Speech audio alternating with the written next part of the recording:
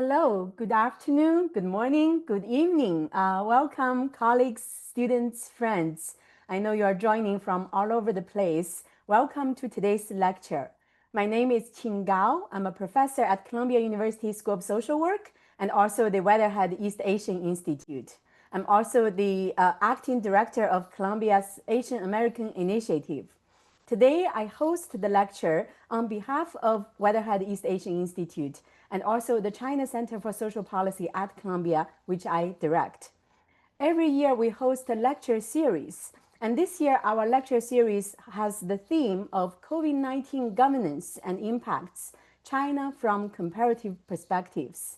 Today, it's my great honor to host Professor Jessica Teets from Middlebury College. Jessica Teets is a professor of political science there and also the Guang Biao Distinguished Chair Professor at Zhejiang University.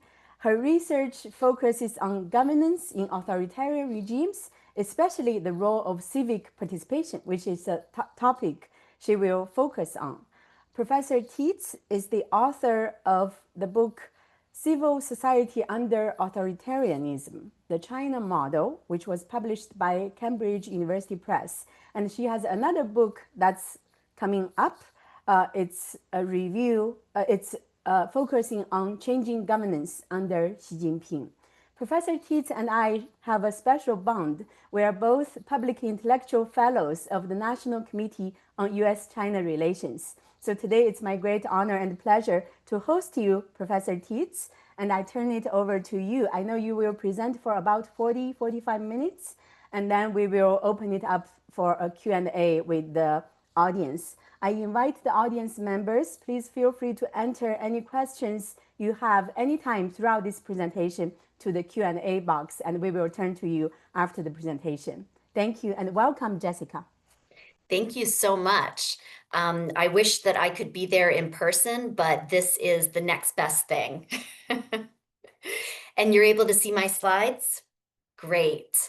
And so I'm going to be talking about how the youth attitudes towards civic engagement in China changed. And as Chin was talking about, the speaker series is really looking at these changes that we've seen in China after COVID. And so even though it's not in the title, as I introduce the puzzle, you'll see that COVID plays a really large role in this topic. Before I introduce the puzzle, I just wanted to talk about a little bit about my research team. All of their names are listed here, and I'll talk a little bit more about them.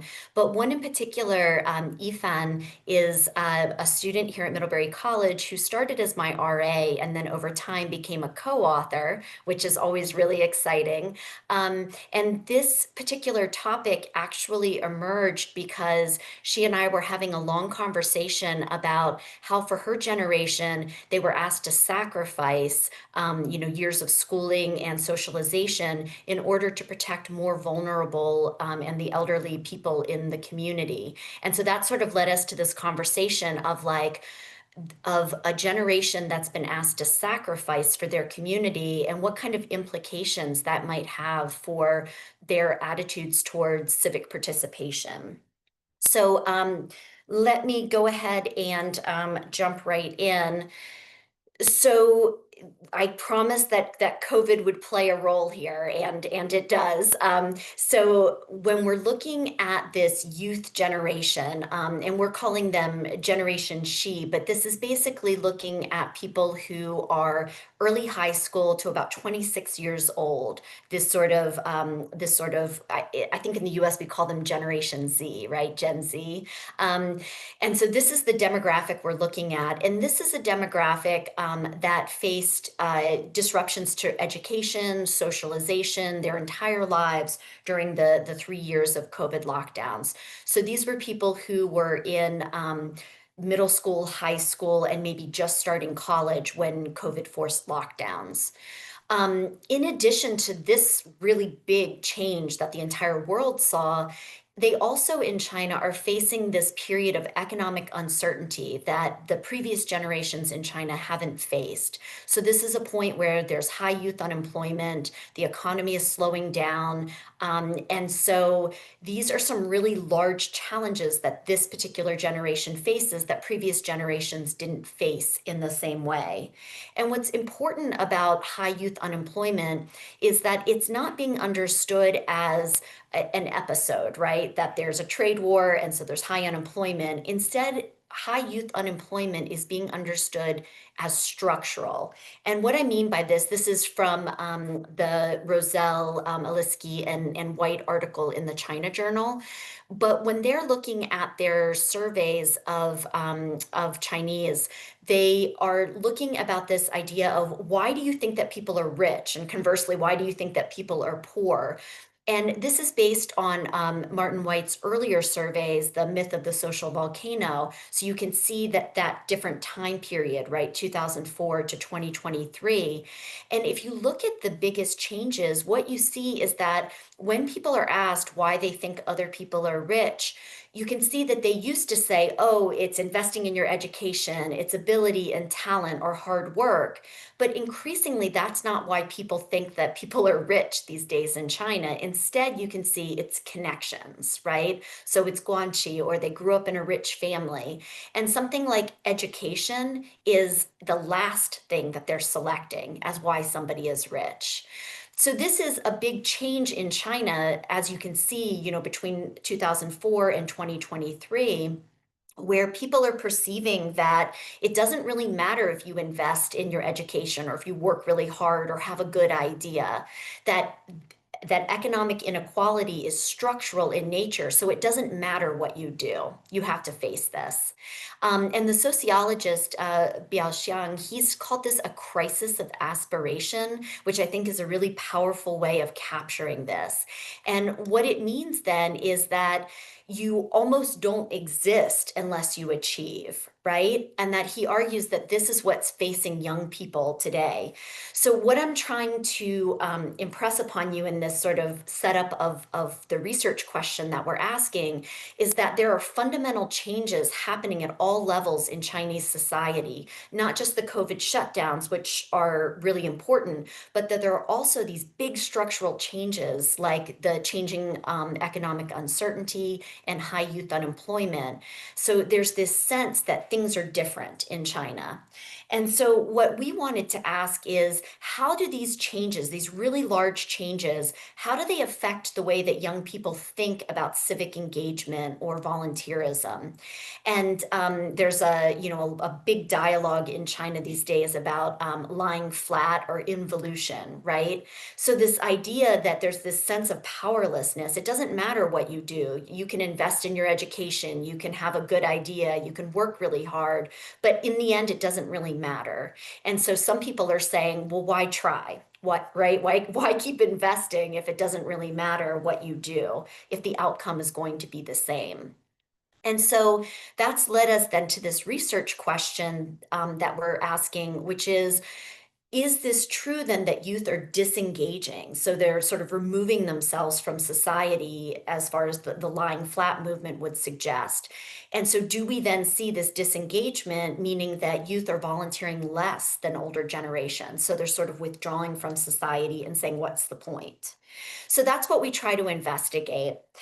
And there's, of course, a huge literature, a huge existing literature about why young people volunteer. And so we look into this literature, and I just listed some of the big motivations, right? And so some of these in the literature are these ideas of civic responsibility. So do people have this feeling that it's their responsibility as a citizen to try to solve problems in their community? So do people hold that value? And then another factor is political efficacy. And what we mean by this is, do you think that something that you as an individual are doing, does it matter? Does it actually change things, right? So anything that you do, is it going to change this problem that you see in society? And then there are a couple of arguments about how much people trust the government, or if they think the government has the ability to solve social problems. And then a lot of the literature also references demographic factors that make young people more or less likely to volunteer. And so what we do then is we use a series of surveys, the Civic Participation in China surveys, and we use the survey responses to try to get at some of these answers. There are 4 different waves of this survey. And this website, so if you search Civic Participation in China survey, you can look online at the 4 waves of the survey, see what the key findings are, and you can also download the data and use it for your own research. So anybody who has questions about civic participation, volunteerism, philanthropy in China, if you go to the website, you can access this information. So we are using the most recent wave of the survey. So this is the 2024 data. And what we're looking at then, remember, is we're trying to look at this youth generation, what we're calling Generation Xi. And so in this table, I have bulleted out the different generations that we see in the data and their approximate age ranges. And similar to other research that looks at age cohorts, like Ronald Inglehart, what we are arguing is that there are certain experiences that are happening in a formative period in these people's lives. So this is sort of like their high school into college time period. And that as a cohort, as a generation, they're sharing certain perspectives and experiences because of these formative experiences. And so we've listed a couple out here. But for example, if you look at the economic reform generation, which is my generation, they're a generation that went through this time period where they moved from being a poor country to becoming a wealthy country, right? And so it was this period of time where every generation was doing better than the generation before them. And parents could look forward to the fact that their children would do even better than they were. And so this is a really formative experience then, this idea that, you know, the economy is growing, everybody's doing better, and your children will be safe and secure. So when we look at these generations in the survey data, we see that they do have some sort of cohort similarities. And so for this Mao generation, this is the cohort that's starting high school roughly between 1965 to 76. Most of them are retired now, as you might expect, looking at the age category, and they have fairly low income for their household because they're on pensions. Mostly they were employed in state-owned enterprises, and almost all of them were married at almost 95%. This probably makes a lot of sense to people, right, for this cohort. So my cohort, the economic reform generation, this cohort started high school from about 1977 to 1997, and most of them are still working, right? 83% are still working. They mostly work in private enterprises, but some still work in state-owned enterprises. And they have fairly high income levels and a fairly high marriage rate at about almost 89%. The next generation, I think in the US, we would call this the millennials, right? So this is the stable years. And so this is the generation where China had stable growth, 10% growth each year. China joined the WTO. It emerged on the world stage as an important power. And so these are really stable years where China's political and economic power is really strong. People are doing well domestically. And so this cohort started high school then between 1998 and 2012. They're working full-time still. A lot of them work in private enterprises and foreign enterprises. They have fairly high earnings, and although they still have fairly high marriage rates at about 77%, we see for this cohort a beginning change in that a lot of them are single, right? And so this is where we start to see that demographic shift. So then when we turn to the generation that we're most interested in China today, this is the Xi generation. So they started high school roughly in 2013 to 2021, which is why we call them the Xi generation, right? So as they started high school, President Xi took over leadership in China. So a lot of this cohort are still students, but some have already graduated and are starting to work. What's interesting, though, is that this cohort has the most unstable employment in that they're mostly in sort of gig or service economy jobs. We see that they have much lower earnings than anyone else in the survey, and most are single, right, not married. Partially, this is because a lot of them are still students and in school, but also we see that even among this cohort who've already graduated, that they still are single. So these are some big changes then. Lower income, less stable employment, and a higher rate of being single. So these are some big changes then that we see between these generations in our survey. So going back to this question of civic engagement and does the Xi generation view this differently than other generations? We try to measure the attributes in the existing literature that says that people are more likely to volunteer. So if you remember back to that slide, the first one was this feeling of civic responsibility. So as an individual, you feel like it's your responsibility to try to engage in your community and solve problems. And so we use a question in the survey. For those of you who've pulled it up online and are looking at the survey, this is question 13. And basically we say, what does an ideal citizen do? And so one of the answers is that they try to solve social problems through, volunteering and donating. And so we look at people who rate that in their top three choice. And we argue those are people who have a sense of civic responsibility, right? As an individual, I should try my best to solve social problems. We also then try to measure this idea of efficacy, or that you make a difference. You as an individual make a difference to these big problems like poverty alleviation or environmental degradation. And so we directly ask that question, has your volunteering made a difference? Do you think that you as an individual are making a difference? And so again, we sort of take the midway measure, saying like, these are the people who think that their actions are making a difference. And then we try to get at this sort of political trust, so trust in the government or government capacity. And what we ask is, can the government resolve these major social problems? And so we look at things like natural disasters, pollution, left behind children, income inequality. And then we say, who do you think that can resolve this problem? And one of the answers is the government. And so we try to look at who selects the government as the most effective channel for resolving these problems. So that's how we measure these different arguments that we see in the existing literature. Then we, of course, have our argument, which is that the specific age cohort, this generation Xi, that their lived experiences have created motivations that might make them more likely to volunteer or less likely to volunteer, as the case may be. And so then how do we get at this? Well, we try to look at volunteering intensity.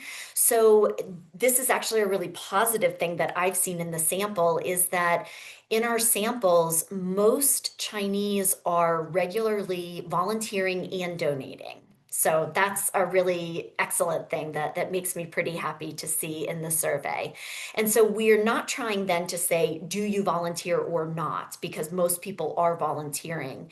And instead, we try to get at the answer to this question by looking at the intensity. So how many hours each month do you volunteer? So that's what we look at. And of course, we control for those things in the literature like education, income, gender, and specifically in the case of China, party membership, because we know that party members are oftentimes encouraged to volunteer in the community or donate. And so we wanted to control for these things as well. And so we use logistical regression analysis to try to see if the Xi generation is different from these other generations. And so before I go into our findings, I just wanted to show you what the breakdown in volunteering looks like by generation. And so if you look, you can see that the colored columns are looking at the different numbers of hours each month that people are volunteering. And as you would expect, people who are volunteering 10 plus hours a month, that's the smallest category, right? That's a lot of time. So mostly we see that people are sort of grouped around the 1 to 2 hours or 3 to 5 hours per month. And so the Xi generation looks fairly similar. They're volunteering at high levels in this sort of 1 to 2 and 3 to 5 hour category. So this is what we see then by cohort. So when we look at our analysis and we try to say, is the Xi generation different from other generations? Are they disengaging from society like we see with the lying flat movement? We actually see the opposite to that. So what we see is that the Xi generation is more likely to volunteer. And we're comparing them directly to the economic reform generation, which is their parents' generation, right? So compared to their parents, we see that the Xi generation is more likely to volunteer. And what we also find is that that their feelings of efficacy for the Xi generation increase their volunteerism. So the more that they feel that what they're doing in their community is making a difference, the more likely they are to volunteer, which I think should make sense, right?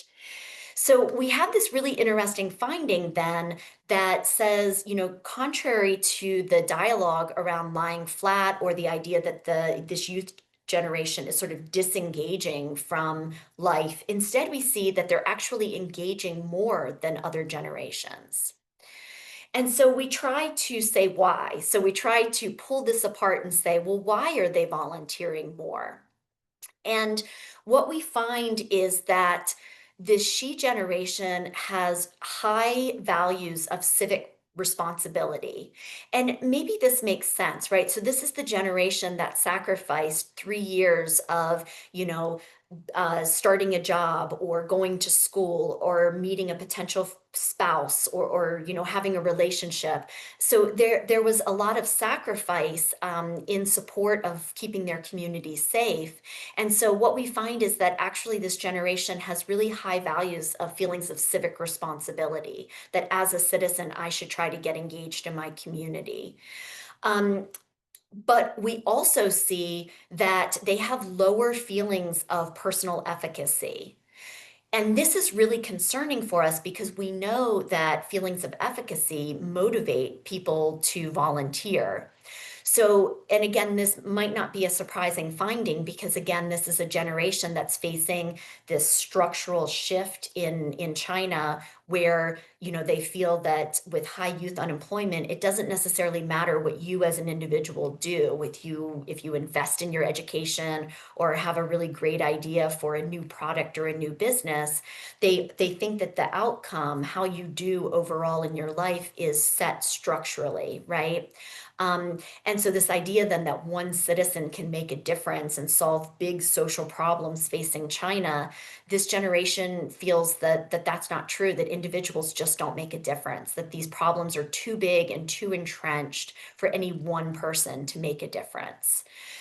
So this is really interesting then that we have this generation that has really high levels of civic responsibility, but low levels of political efficacy. So to sort of put that in a shorthand form, you have a group of people who think they should be active in their communities to solve social problems, but at the same time feel that anything that they do doesn't make a difference. So that's a really interesting demographic that we have in this with Generation Xi. And another thing that we see that's really interesting with this cohort is that we see really low levels of trust in the government to solve these social problems. And really, it's across the board. So it doesn't matter whether we're looking at natural disasters or income inequality. This generation, compared to their parents, thinks that the government cannot resolve these problems. So they don't think that the government's going to be able to solve these problems. What's also really interesting is that CCP members, so people who are party members, also don't think that the government's going to be able to solve many of these problems. And particularly looking at natural disasters, pollution, income inequality, and school infrastructure. So what we are seeing then is a generation that thinks that they have a responsibility as a citizen to be engaged in their community, but they don't think that they're going to be able to resolve these problems, and they don't think that the government is going to be able to resolve these problems. So it's an interesting cohort that feels that they should be engaged in their community, but that whatever they do won't make a difference. So what does this tell us, right? So when we look at this generation and we try to understand their feelings towards being involved in the community, what does all of this tell us? Well, one thing that we do see is that this generation is more likely than previous generations to volunteer, right? So they are active in volunteering, they are active in their communities.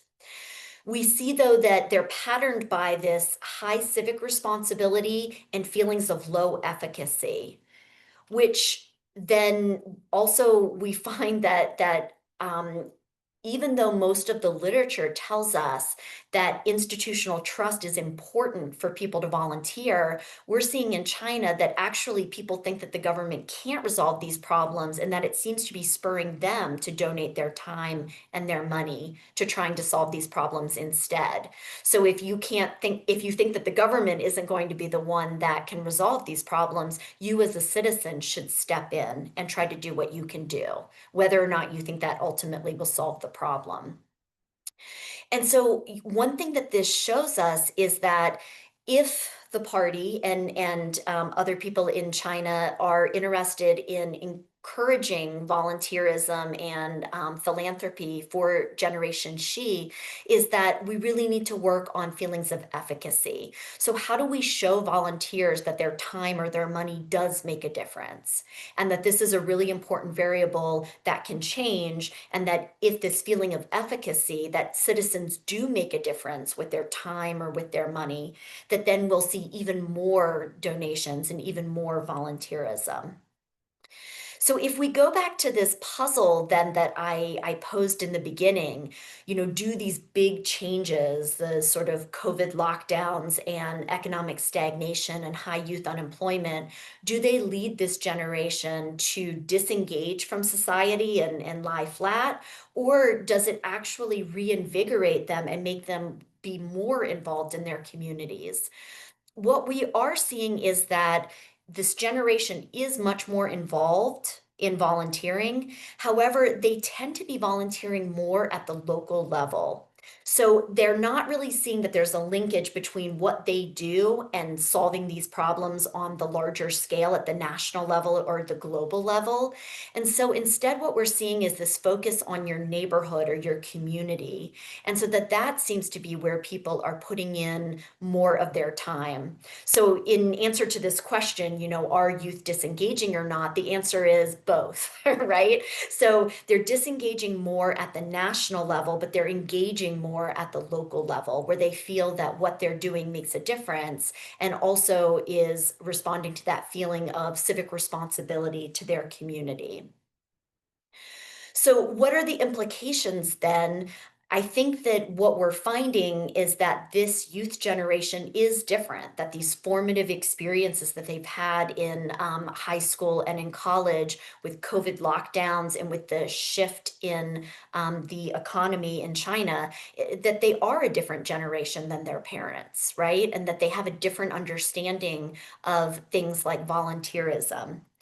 Um, what is going to be interesting for future research that we'll have to tackle is that increasingly a lot of provinces like Zhejiang province, where I spend a lot of time, they're increasingly mandating volunteerism. So if you're in high school or in university, that you have to get 10 hours or a certain amount of volunteerism.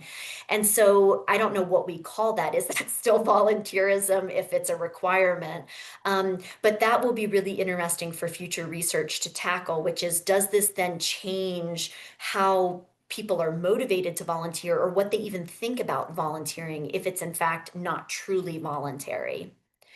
But either way, so whether it's mandated volunteering or voluntary volunteering, the key to all of this is efficacy, right? And so when we talk to people who are volunteering for young people, what they really focus on is this idea of having an authentic experience where they're interacting with people like them in their communities and that they're doing something beneficial together. And that we find that regardless of whether this is, felt to be mandatory, like I have to volunteer, or whether people are just doing it on their own, we find that efficacy, this idea that they're doing something beneficial in their community, is really important. And so this is where we see that future volunteerism and research needs to focus. What are people's feelings of efficacy? What leads to feelings of efficacy? How do people think that their money or their time, are going to solve these social problems?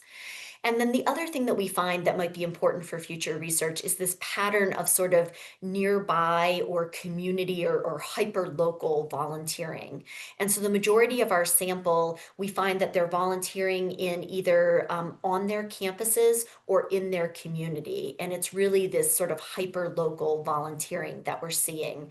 And so what does that mean then for the types of activities that people are engaging in? What does that mean for efficacy? Can you see the results of your volunteering if it's in your own community?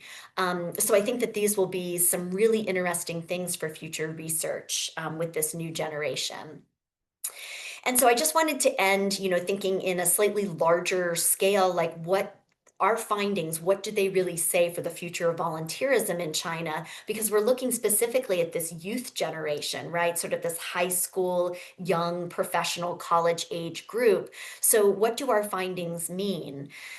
I mean, one thing is that it seems that people are volunteering even though they are a little bit cynical about the impact that they're going to have. So they don't think that the government necessarily will solve these problems or that they as individuals will solve these problems, but they still think that volunteering by itself is a really important activity and that they're able to create social connections, and that they're able to really invest in their communities, and that that's meaningful, even if you're not solving a social problem, right? And so I think that that's something that's really important.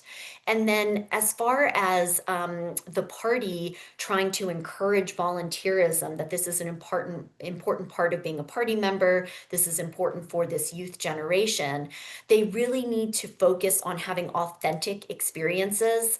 Like Chin probably has heard of these volunteering experiences as well, where students show up to do something, everyone takes a picture of them, and then they just go home. And it's not a meaningful experience. They don't feel that they actually did anything. Those sorts of experiences actually alienate people from being involved in their community. And so whether it's, sponsored by the party or whether it is an NGO, everyone really needs to focus on having these meaningful experiences where people feel that it's an authentic experience.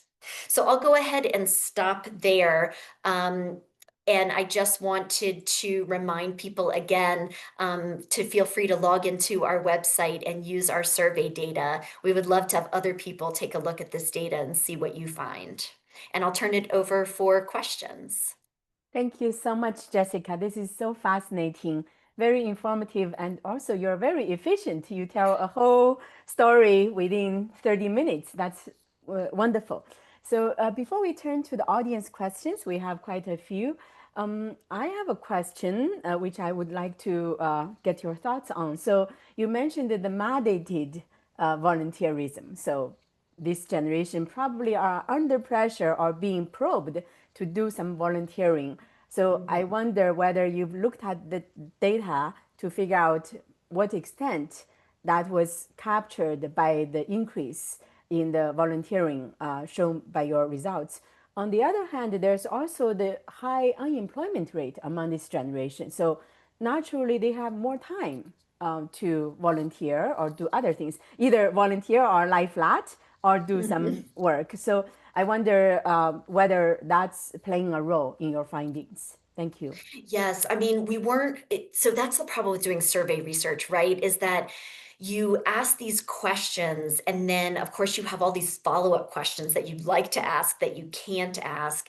And so we weren't able to really probe the meaning of volunteerism. Like, did they understand it as completely free and open, that they made a choice that they wanted to do something, or did they view it as something they had to do in order to get a good job or get into a good university? Um, and even in the West, though, I feel like those sorts of motivations are really hard to pull apart. Like when we look at high school students, are they volunteering because they really feel that they want to be engaged in their community? Or are their parents saying, oh, this will look good when you apply to college, right? You'll look like a civically minded young person. We in the survey, we do try to pull that apart a little bit by asking about motivations, but it's so hard to know if people are going to answer that question in, like, if you ask a question where somebody can look really good and say, oh, it's civic minded engagement, I have no ulterior motives. It's hard to know if they'll answer that question in an honest way. So we also ask the same question and we say, do you think your friends and other volunteers are volunteering because of, these different motivations? And what we find is that I would say about 1/3 of our sample says, I'm doing this because, I want to impress my boss, or I want to get into a good college and I think it will look good. Or, if you work for the government, like I want to impress the supervisor, the person above me. So that's about 1/3 of the sample.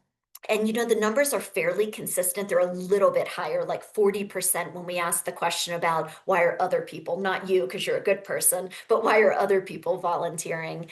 And so what that tells us is that there's absolutely this motivation of it looks good and maybe I'll get something out of it. But by and large, we find that most people are saying that they're volunteering because they're looking for social connections. So it doesn't seem like people are volunteering because they think they're going to resolve a social problem, but instead because they want to meet like-minded people who also care about these ideas. So that I'm volunteering in an environmental group because I care about the environment. I want to meet other people who care about the environment, and like maybe we'll do some good, but we don't know about that. So that's mostly what we seem to find.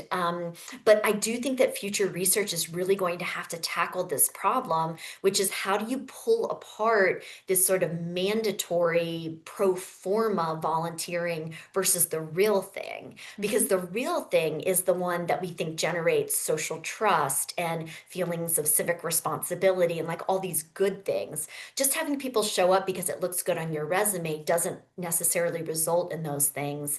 And so that's something that future research is going to have to pull apart. And the second part of your question about are they just at home lying flat so they have lots of time? Um, so when we look at the demographics of the people who are volunteering, we're not finding a difference between people who are part-time, who are working part-time versus those who are working full-time. So we don't really see that time makes as much of a difference. But this could also be an interesting research agenda for like the professional sons and daughters who have moved home to like live with their parents and take care of them. If they're not working full time, do they then volunteer as a way to, be out and about in the community? Wow, thank you so much. This is so interesting. I think in the Q&A box, there are a few questions about international comparisons, particularly with the US. One of my children is in high school in New York, and they have a mandated number of total of 75 hours in high school. You have to do voluntary community service work. So it's voluntary, but Right. it's required because otherwise you cannot graduate. And Hmm. I think also your point about this social connection is so true. I see these high school students, if they do something with their friends, like-minded people, they're more motivated. So they actually Yes. often surpass the 75 required hours. So it's a great thing, and I think it's also an international trend, probably Hmm. reflected here. Yes. Yeah, thank you. Maybe we turn to our audience questions. Great. The first question, I think you can see too in the Q&A box. How do you select respondents to ensure sufficient age diversity and representativeness? since some of the questions may be sensitive in the Chinese context, how do you build trust with the respondents? So I think many people are fascinated by your survey. So maybe you can talk about it. Thank you. Yes. So we don't build trust ourselves, we borrow trust. So we work through a Chinese survey company, and we have worked through the same company for all 4 waves of the survey. And we try to keep the questions that we ask in the survey exactly the same so that people can do longitudinal analysis and look at how things change over time. But the last section of the survey is where we ask sort of like new topics. And so that changes for each wave. And what we find is that, the general volunteering and philanthropy questions aren't seen as sensitive questions at all, because these are also encouraged by the party, right? That people should be like Lei Feng, they should be volunteering in their community and donating. So that isn't seen as sensitive. I think an area where we do see maybe like areas where we've had to adjust our analysis are when we ask about trust in the party and do you think that the party can resolve problems? And so in the previous 3 waves of the survey, we saw that everybody just said, yes, the party, right? And so what we would actually do in our analysis is we would totally discount that answer. And instead we would look at their other answers. But this new wave that we did, the 2024 wave, we actually see a lot of variation, which is how we know that people are being honest, right? Because there is one right answer. You should say, yes, the party can do this. And the fact that we see variation in that lets us know that we're getting real answers. Some people think, yes, the party can do this, and other people think the party absolutely can't do this. And the fact that party members are the ones saying, we don't think the party can solve these problems is, I think, also really important. So that's how we get around the trust and sensitivity issue.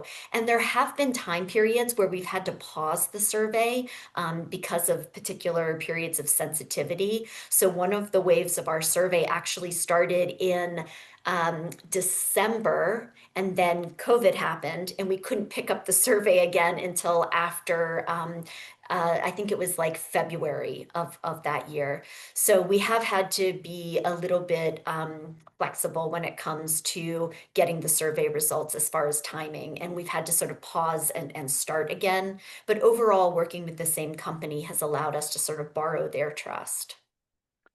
This is so fascinating. I think the point you made about how the first 3 waves, it was unanimous almost, the trust and also of the government's power or effectiveness. And then suddenly in the latest wave, post-COVID, there's this shift and there's this variation by many different factors, including party membership. So I think that's a fascinating finding that probably reflects the times, the COVID period. So yeah, fascinating. Would love to Yeah. learn And more. Yeah. and I agree with you. I mean, I think that so I usually spend each summer in China, and I go to some of the same places and then also try to go to some new places. So there are only 5 provinces that I haven't already been to in China. So I try to make sure that I have a diversity of experience. And one thing that I noticed last summer is that the problems facing China are serious enough that people are very concerned. And I don't think that it is destabilizing to the party or a negative thing about Xi Jinping's governance that people are asking these questions. I think instead that what this shows us is that these problems are really large. People are very worried, especially moms like us, right? They're really worried about what is the future going to be like for their children and their grandchildren. People are really concerned, and they don't think that the party by itself can solve this. And instead, what they want is the whole country to come together. So let's take good ideas from private business, from regular citizens. Like, let's all work together and try to resolve these really large problems that are facing China right now. Yeah, totally agree. Yes. Especially when I talk to my high school classmates, college classmates, I mean, it's the same thing. Everybody is worried, not for themselves, but for the next generation. Yes. Yeah. And I don't think the party should be afraid of that. I don't think they should look at that as like signs of unrest and, we need to have less civic participation. I think what they should do is invite more people in to help solve these problems and really engage with people. That's amazing. You can tell the party that, and hopefully they will listen. We'll see if Uh, they'll listen. that's right. The next question, interesting, connecting to your point about institutional trust. So, does low institutional trust connote high individualism, Mm, attitudes that in the US are correlated with the yes. libertarians? Yeah. I mean, that's a really interesting question because I don't think that other than the Xi generation, the newest generation, that we would say that there are high levels of individualism, although there are definitely growing levels of individualism. So it used to be really common that most of my students, their parents would be helping them pick their majors, right? And a lot of my American students would say, no way would I ever let my parents pick my major. I'm going to pick it myself. And there was this idea that parents are investing in students' education, and students are then going to come home and to help take care of their parents and their community. And so I think that one interesting thing, though, that we see with this new generation is that they are much more individualistic than any generation that we've seen before. So they tend to say, I'm going to pick my major myself. Maybe I won't even tell my parents what my major is. And they also tend to sort of push back against social ideas that they need to marry and have grandchildren or take care of their parents, right? And so a lot of these sort of communal social traditions in China, I think, are actually being contested right now with this young generation. I don't know if I'd go as far as to say that it's like US libertarians, right? I think we're a far distance from that. But I do think that this sort of individualism, who am I as a person? What do I want in my life? What is a meaningful life? I do see this young generation engaging with those questions in a way that you don't see with previous generations. Yes, that is so true. And I think technology and social media play such a big role. I think when I was growing up, you don't see so many wide range of different lifestyles, Right. personalities, but now you see everything under the sun. So it is amazing. I think it's both for China, for the US, and for the world. It's an Hmm. interesting time. The next question is about whether people really need to believe in problem solving in order to volunteer. So internationally, there may be general distrust in government solving problems such as pollution. For example, the US. There's also a part of the question about whether other factors, such as school mandated Hmm. volunteering, contributing to the increased volunteerism among the Xi cohort. Thank you. Right. Yes. And that is such a challenging part of this research agenda.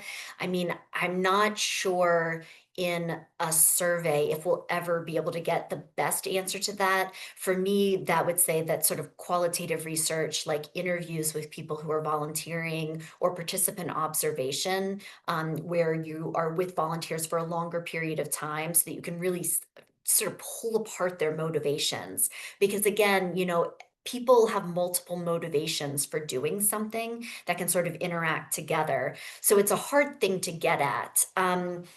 For the idea of trust, I mean, one thing that we see in the literature, so this isn't something that we necessarily thought was important, but in the literature where other people have talked about why do young people volunteer, traditionally they find that for people who have a lot of distrust in the government, they tend not to become involved in their communities. Instead, they sort of disengage and they spend much more time with like family and friends, a sort of a close, trusted unit. And so it's more the people who have higher levels of trust in their community and their government that seem to be the ones that engage in public volunteering.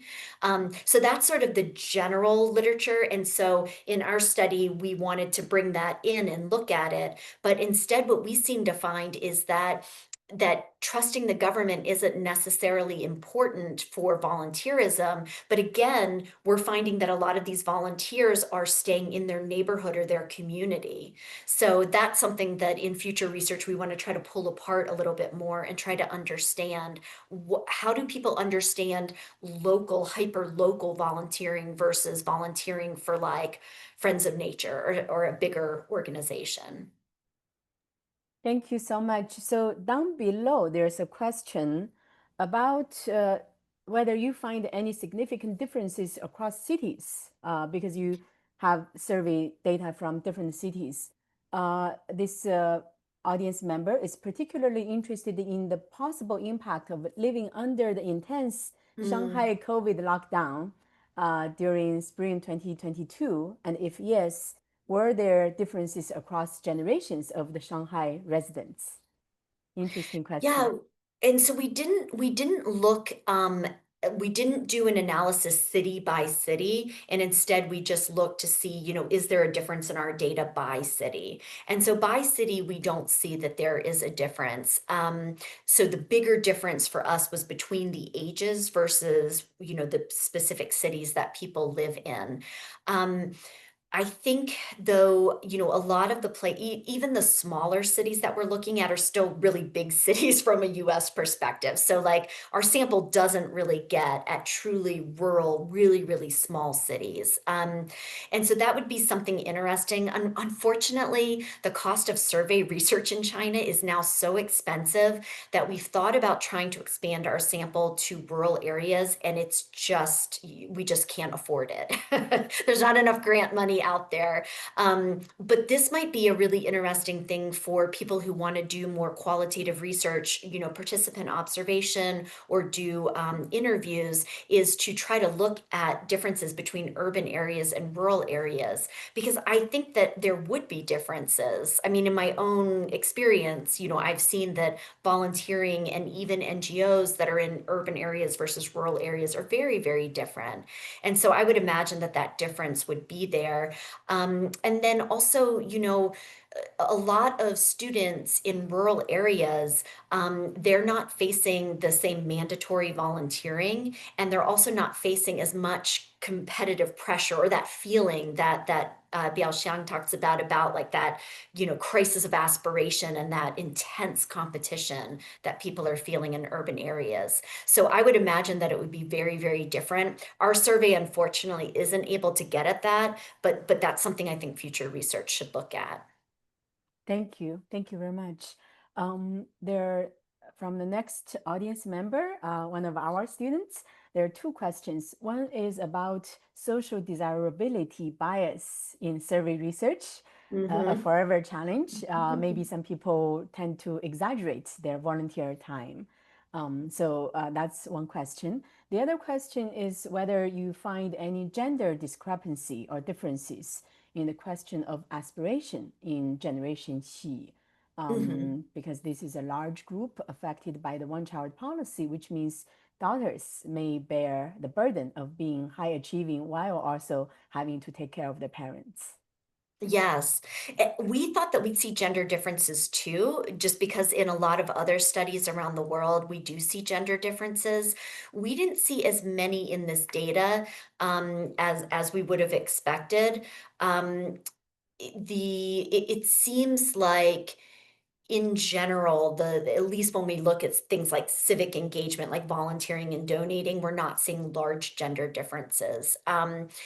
But the question about social desirability, that is such a hard one in survey research. And, it's impossible to avoid it completely.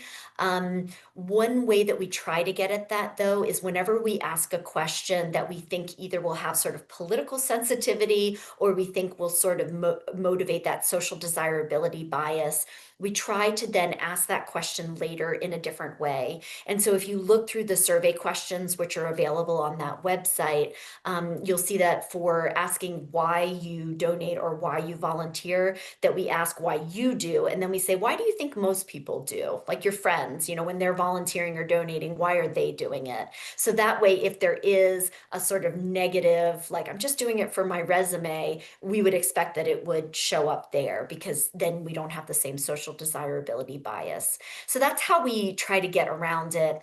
Does that completely avoid it? Probably not, but at least what we can then see is, are there differences then? Are there big differences in their motivation, attribution versus to others? And so we look for that. But again, we don't see a big difference. So I think that what we're actually finding is that people are really volunteering and they're being pretty honest. 1/3 of the sample are saying, yes, I'm doing it to like impress my boss or for my resume to get into a good college. Wow, thank you. The next question is from a visiting PhD student from Zhejiang University. So actually, I have a similar question. The question is about whether COVID, the shock, Mhm. affected people's volunteering behaviors. And then a further question is whether the shock of COVID affected different generations differently or similarly. So for me, it's two questions in one. One is you're looking at the cohort effect, right? Different cohorts may have different results patterns. But then we are also interested in finding out whether COVID played a role. So they are interlinked because this generation, this cohort is the COVID cohort. But I would also be interested in hearing what your thoughts are on these questions. Thank you. Yes, we thought that there would be a difference too, and actually, we were looking at the different waves of the survey, and we even asked a question, asking if the experience of COVID increased your volunteerism or decreased it, and then also did it increase or decrease your donations, your philanthropic activity? Because we thought that it would make a difference. And we found that it didn't make a large difference. Although we thought that people would do more volunteering and more donating in response to this sort of natural disaster, if you want to think about it like that, but we found that it didn't. So it even though so normally in China, when there's a natural disaster like an earthquake or a flood, we see this wave of volunteering and this wave of donations. And with COVID, we didn't see that. So it's kind of the dog that didn't bark, right? So we know that there was this depressing effect on volunteering and donating because of the experiences of COVID, but we're not capturing it in people saying, I stopped donating or I stopped volunteering. We're capturing it because there wasn't a wave after the event like we see with other natural disasters. So it was sort of a hard thing to pull apart. It turned out not to be an article that anyone wanted to read, right? Like the wave that should have happened didn't happen. So we didn't end up publishing on that, but we did see that it made a difference. As far as generations, though, we again, I mean, when you look at the way that the different cohorts are donating and volunteering over time, we looked at the different waves of the survey and we found very similar patterns. So it seems to be that volunteering is fairly robust, that it's more the experiences of the cohort themselves that seem to be driving it. Wonderful. Thank you.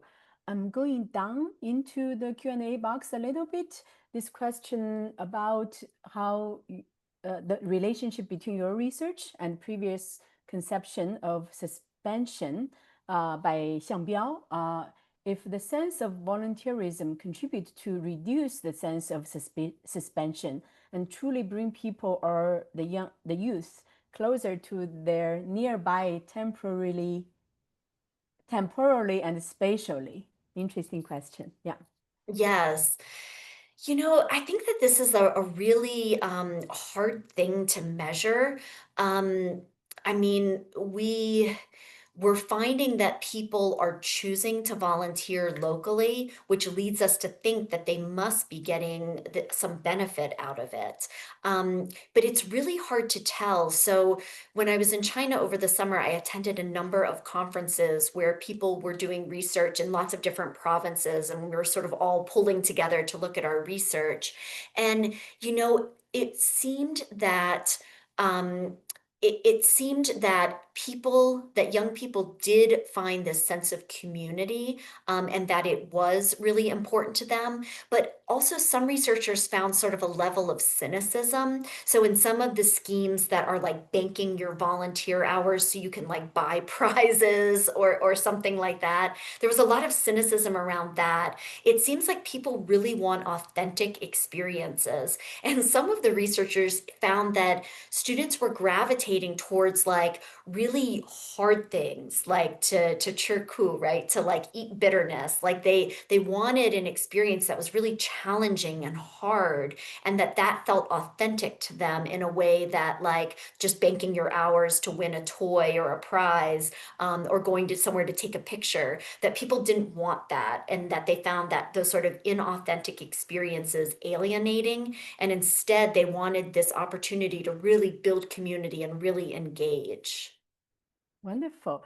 So the next question at the top of the Q&A box is a follow-up, which is whether you see these increases in volunteerism as a form of democratic practice, especially after 3 years of lockdown and disappointments many people felt. So that's interesting. It's not just social connection. It's not just the Mhm. engage locally, but the democratic expression of me being a citizen, I matter as a member of the community. Do you see that? Exactly. Mhm. I really do. And I mean, maybe I'm just overly optimistic in this area because this is something I've studied for a long time and I feel really passionate about.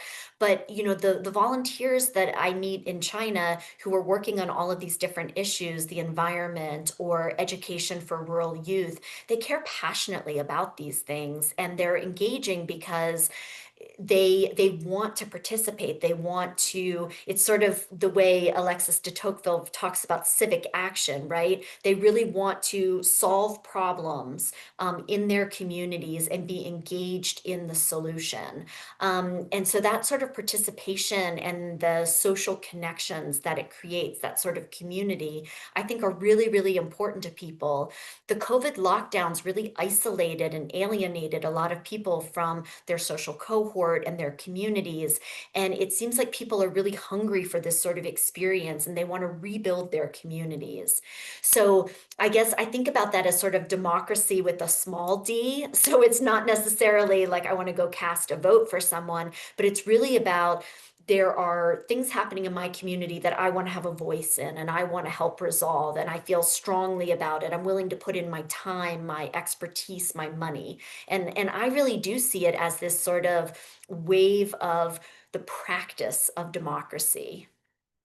That's fascinating. It brings my mind to the US. I think in the US, we see both trends, right? On the one hand, people feel disappointed, disengaged of these larger picture issues or movements, but at the same time, more people are engaged locally for social connection reasons, but also to make meaningful changes for Right. their communities. So yeah, it's interesting, even though the contexts might be different, but these trends are also similar.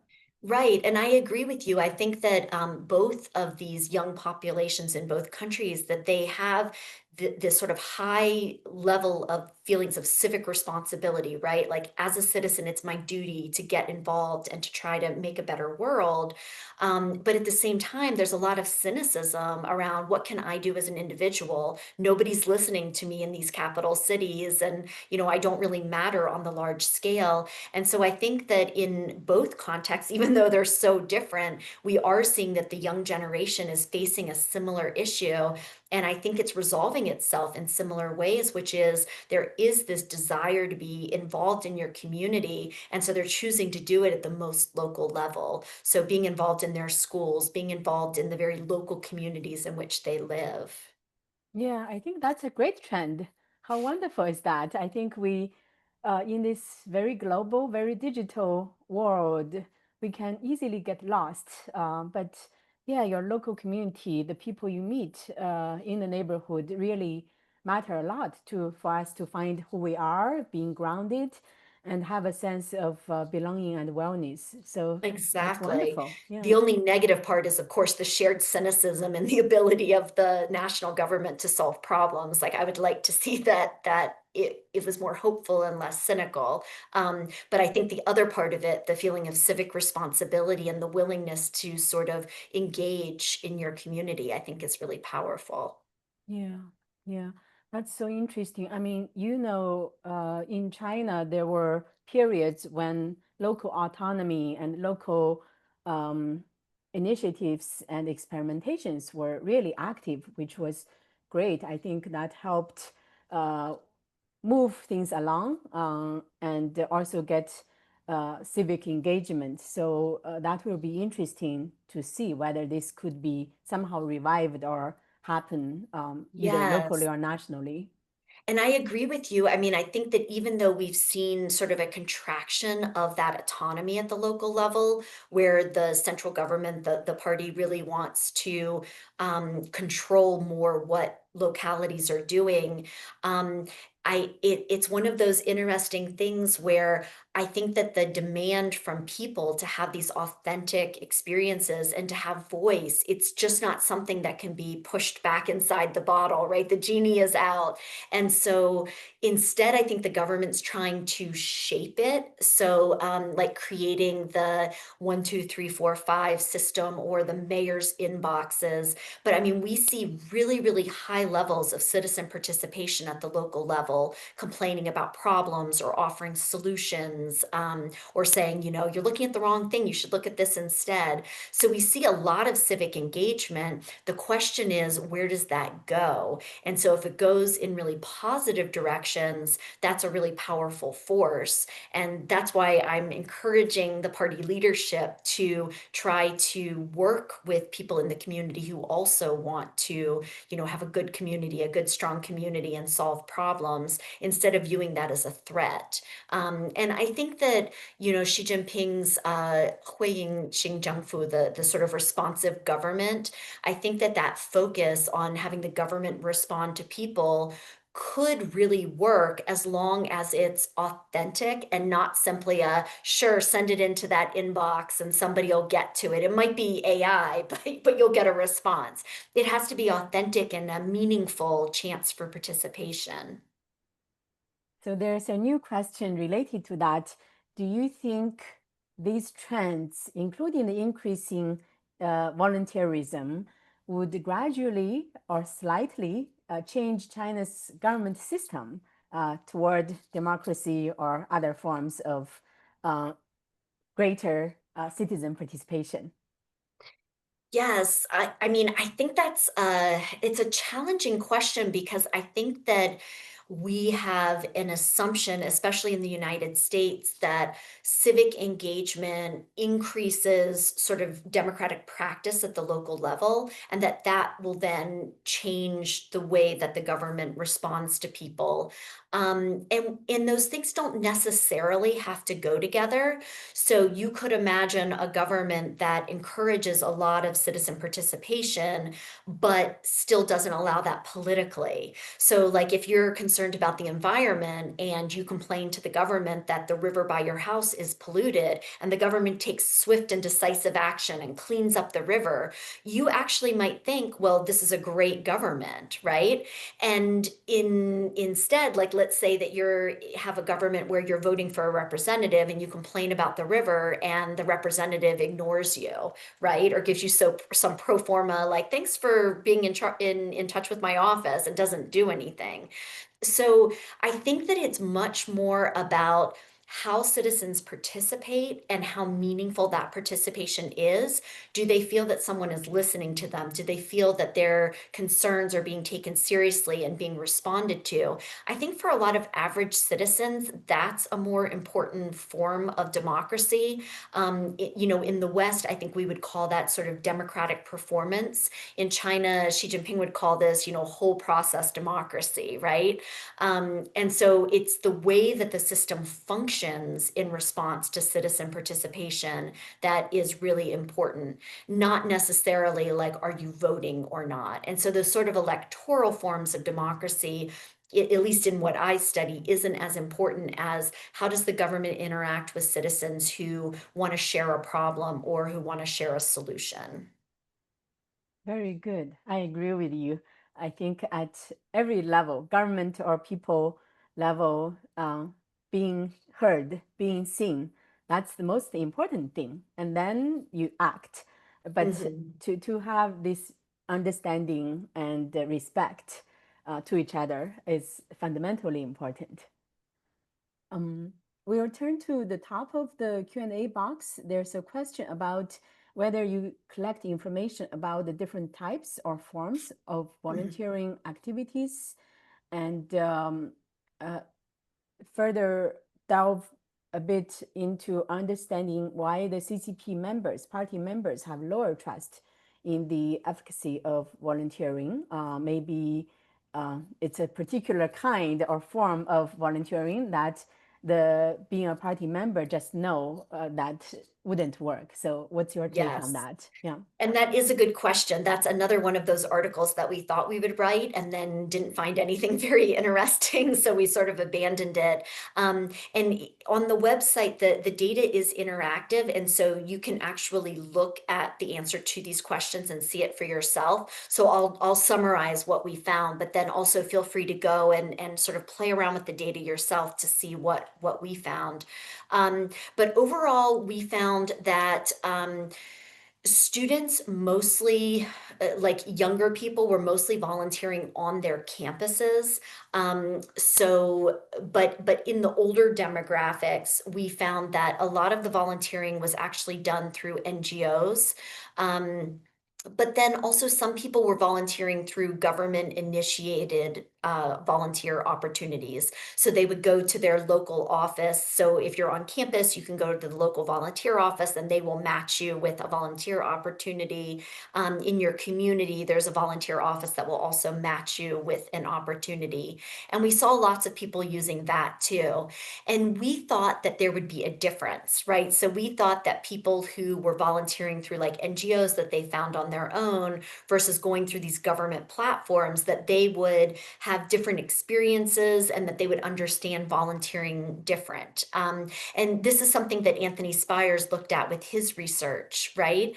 So we wanted to test that, but we actually didn't find much of a difference, or at least not a statistically significant one. So this might be a problem of research method. Anthony Spires' research was done through, interviews and participant observation, and this was a survey. So that could be the answer, but for whatever reason, we didn't really see an answer. What we found was that the experience of volunteering mattered a lot more than the format. So that's why we sort of go to this idea that, authenticity and having meaningful experience where you feel that your effort is resulting in something, some kind of outcome. We found that that was the most important thing. Mhm. Yeah, thank you. I think there's another final question. The language used to describe political realities in China and the US are quite different, and theories that work well in the American context don't always translate directly to China or anywhere else. How do you address this issue in your research? Yes, no, those are really good questions. So the survey that we field in China is written in Chinese, and so for the research team, 2 out of the 5 of us are ethnic Chinese, and then the other 3 of us have done research in China for 20 odd years. And so what we do is we together draft and revise the language to make sure that we think that, it reflects how a normal person would answer the question. And then we use our students. So then we test the questionnaire on our students so that we can say, okay, we're asking this question, how do you understand it? So do you understand it in the right way? The trickier problem for us has been that terms change. So like when we first gave the survey, you were still allowed to call NGOs like 公民社会, right? So you were still allowed to use that term, and then it changed over time. And so what has been more challenging for us than just making sure that it's translated well, and that the concepts are the same, is making sure that we're using terms that sound right. So if you use a term that no one else is using anymore, it sounds strange to people and they wonder, well, what do you mean by this? So we have to keep updating the terms that we use to make sure that it's the term that people would be reading in the newspaper or hearing on the television.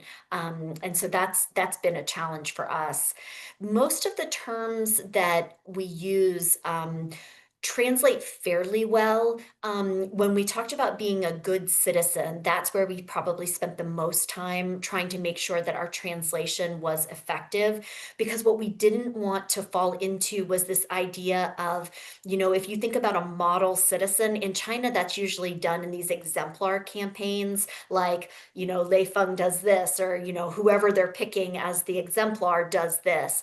And so we wanted to try to make sure that we didn't put people in that trap of just responding with whatever the slogan is. This is what a good citizen does. And so we really had to shape it about like sort of the Lao Baixing, or like regular people. So what can regular people do to be good citizens in their country? Yeah. These were really good questions, though. That's right. Wonderful. A final question about whether you think the increasing urbanization trend has impacted these attitudes and behaviors. I think you touched upon it earlier because the survey is based on cities. But Yes. what are your thoughts on the impact of urbanization? Thank you. Yes, I mean, I think that there are such strong norms in urban areas around volunteering and donating. So if you go to a local high school, people will be talking about, oh, I volunteered for this organization, or oh, I saw a program about a school that doesn't have a good library. We should collect books and take them to that school. So I think that those sort of habits and norms are strong enough that if people come in from rural areas, that's sort of the expectation of civic responsibility. But even in rural areas, like I did a lot of my field work back in sort of 2006, 2007, in very, very rural areas. And even in those areas in Sichuan and Yunnan province, now when I first went there and wanted to talk to people about volunteering and NGOs, people were saying like, what is that? I would have to define what I was talking about before we could then have a conversation about it. But now it's just so ubiquitous. There's so many people in China, rural areas, urban areas.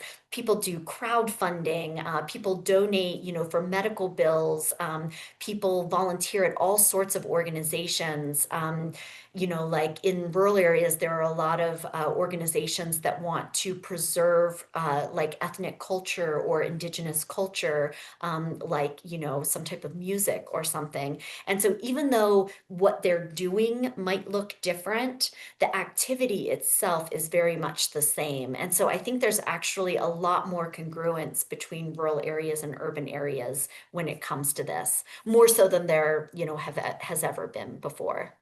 That's a great point. Yeah, that's a profound point that we often look at urban versus rural always as if they are entirely different two words. I mean, in some extent, yes, but you're right. They are very similar and they are kind of the same culture, same people, very congruent. Thank you Yes. for sharing that. Yeah. I think we can conclude. You answered every question, and I want to thank our audience members for staying with us and participating so actively. And thank you, Jessica. This has been so much fun, and I appreciated learning from your results. And I wish you all the best with the continued research and your new book.